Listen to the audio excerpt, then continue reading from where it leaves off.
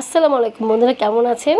বন্ধুরা দেখুন, আজকে আমার বড় ছেলে মানে আমরা সবাই মিলে খুবই এনজয় করছি। কক্সবাজারের সমুদ্র সৈকতের সামনে যে বালুগুলো আছে, ভিজে ভিজে বালু, সেই ভিজে বালু দিয়ে আমার ছেলেটাকে পুরোটাকেই ঢেকে দিয়েছি। আর এখানে আসলে আমার ছোট ছেলেও আছে, আমার হাজব্যান্ডও আছে, আর আমিও আছি। আমরা সবাই মিলে খুবই এনজয় করছি। তো অবশ্যই আপনার ভিডিওটা পুরোটাই দেখে নিন বন্ধুরা, আপনাদের কাছে খুবই ভালো লাগবে আশা করছি। তো দেখুন, এই মানে আসলে কি বলবো, মানে বালুতে যতই আমরা ঘর বানাই আর যেটা যাই কিছু বানাই, সমুদ্রের পাড়ে কিন্তু ঢেউ এসে সব কিছু মানে ভাসিয়ে নিয়ে যায়। এটাই আমি দেখাতে চাচ্ছিলাম আসলে। তো দেখুন, আমার ছেলেটাকেও তাই করেছে।